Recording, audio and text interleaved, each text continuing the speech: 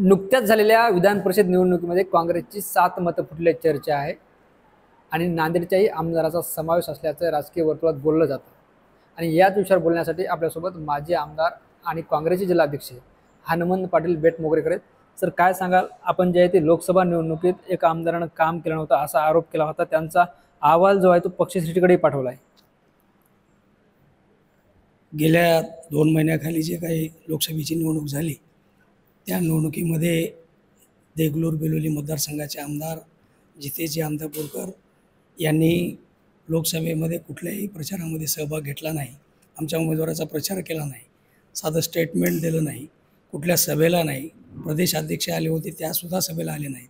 त्यामुळं या सर्व गोष्टीचा अहवाल त्यांनी आपल्या पक्षाचं काम केलं नाही या आम्ही काँग्रेस पक्षश्रेष्ठीला पाठवलेला आहे. माननीय नाना पटोलेजी प्रचाराच्या वेळेस या ठिकाणी आले होते. जिल्हा काँग्रेस कमिटीमध्ये त्यांनी पत्रकार परिषद घेतली, त्यावेळेससुद्धा त्यांनी सांगितलं की अशा लोकांवर मला कारवाई करायची आहे, लवकरात लवकर कारवाई करण्यात येईल म्हणून सांगितलं होतं. पण काय कुठं थांबलं काही मला समजलं नाही. पण मला वाटलं की ह्या निवडणुकीच्या निमित्तानं वेट आणि वॉच म्हणल्यासारखं थांबले. पण इथेही कालच्या निवडणुकीमध्ये त्यांचा सहभाग काँग्रेस पक्षाकडून झाला नाही असं मला ऐकिवात आहे. त्यामुळे त्यांच्यावर योग्य ती कारवाई लवकरात लवकर करावी ही आमची अपेक्षा आहे. तर नांदेड जिल्ह्यात जे आहे ते काँग्रेसचे 3 आमदार आहेत. असंही बोललं जातं की ज्या काँग्रेसच्या आमदारांनी महाविकास आघाडीला मतदान केलं नाही ते अशोकराव चव्हाण यांच्या निकटवर्ती आहेत. पण अशोकराव चव्हाण याचं खंडन केले, ते म्हणजे काँग्रेसचा अंतर्गत विषय मला माहीत नाही. तर तुम्हाला अजून 2 आमदाराबद्दल काय वाटतं काँग्रेसच्या? खरं सांगायचं असेल तर परवाची जी काही विधान परिषदेची निवडणूक झाली त्या निवडणुकीच्या वेळेस मी मतदारसंघामध्ये आमच्या गावाकडे होतो मी. त्यामुळे त्याचं इत्यंभूत माहिती मला तेवढी नाही. त्यामुळं पक्षश्रेष्ठीने ट्रॅप लावला आहे, त्या ट्रॅपमध्ये कोणाचं पकडलं असेल किंवा ते कुठं आढळले असतील तर निश्चितपणानं त्यांच्यावर कारवाई व्हावी. तर जितेश अंतापूरकरवर तुम्ही यापूर्वी आरोप केले, त्यांचा अहवाल तसा पाठवला आहे. विधान परिषद निवडणुकीमध्ये त्यांनी महाविकास आघाडीच्या उमेदवाराला मतदान केलं असेल का, असं वाटतं का तुम्हाला? तर इथं बसून मी सांगू शकत नाही, पण आज तुमच्याचकडूनच वर्तमानपत्रामधून समजते की त्यांनी आघाडीला मतदान दिलं नाही असं तुमच्याकडून समजते मला. त्यामुळं त्यांचा तर अहवाल आम्ही पूर्वीच पाठवलेला आहे. त्यामुळं आमची अपेक्षा एवढीच आहे की योग्य ती कारवाई लवकरात लवकर व्हावी.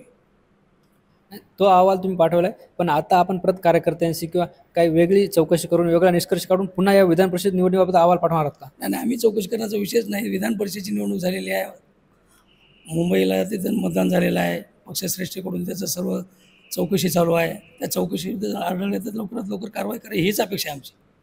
कारवाई कराय म्हणता, पण कारवाई काय करणं अपेक्षित आहे तुम्हाला? हकालपट्टी केलं पाहिजे पक्षातून. अशा गद्दार लोकांना आता आपण सामावून नाही घेतलं पाहिजे आपल्या पक्षामध्ये. जे कोणी पक्षाला गद्दारी करतील अशा लोकांना आता बाहेरच काढलं पाहिजे. विधानसभेच्या निवडणुका तोंडावर आल्यात, आता हक्कलपट्टी करून काँग्रेसला काय भेटणार आहे? काँग्रेसला काय भेटेल काय नाही भेटेल त्याचा परिणाम काय होईल ते होईल. पण माझी स्पष्टपणानं जिल्हा अध्यक्ष म्हणून माझी ही भूमिका आहे, जे काँग्रेस पक्षामध्ये राहून दुसऱ्या पक्षाला जर कोणी मदत करत असेल तर ही भूमिका योग्य नाही. त्यामुळं अशा लोकांना आता पक्षापासून बाजूला सारलं पाहिजे ही माझी स्पष्टपणाची भूमिका आहे. तुम्ही अहवाल देऊन 2 महिने झाले तरीसुद्धा त्याच्यावर कारवाई झाली नाही जितेश अंतापूरकर याच्यावर. पक्षश्रेष्ठी टाळाटाळ करते का? ते नाही, तसं काही वाटत नाही मला. नानाभाऊंनी त्यांच्यावर कारवाई करायचं आम्हाला सांगितलं होतं की कारवाई मी लवकर करणार आहे म्हणून. पण हे विधान परिषदेची निवडणूक होती, त्यामध्ये मतदानाचा काहीतरी आपल्याला फायदा होईल किंवा एकच काहीतरी त्याची रणनीती असेल अध्यक्ष महोदयांची किंवा पक्षश्रेष्ठीची, ते त्यांच्यामध्ये सुद्धा ते सहभाग घेतले नाहीत किंवा पक्षाला मदत केली नाही अशी भूमिका सर्व पक्षश्रेष्ठीची असेल किंवा तुमच्या वर्तमानपत्रातून वाचलो मी. त्यामुळं निकषामध्ये किंवा तुमच्या चौकशीमध्ये त्यांना जर मतदान दिलं नसेल तर त्यांना ताबडतोब पक्षामधून काढून त्याच्यावर कारवाई करावी ही माझी भूमिका आहे. निश्चितच हे होते काँग्रेस जिल्हाध्यक्ष माजी आमदार हनुमंत पाटील बेटमोगरेकर यांनी सांगितलं की देगलूर बिलोरीचे आमदार जितेश अंतापूरकर यांनी लोकसभा निवडणुकीत जे आहे ते काँग्रेसच्या उमेदवाराचं काम केलं नाही, तसा अहवाल आम्ही त्यांना पाठवला आहे. पण जे आहे ते विधान परिषद निवडणुकीत त्यांचा फायदा होईल म्हणून त्यांच्यावर कारवाई झाली नसेल अशी शक्यताही त्यांनी वर्तवली. मात्र आगामी काळात त्यांची पक्षातून हक्कलपट्टी करण्यात यावी अशी मागणी त्यांनी केली. ज्ञानेश्वर लोंढे, TV9 मराठी, नांदेड.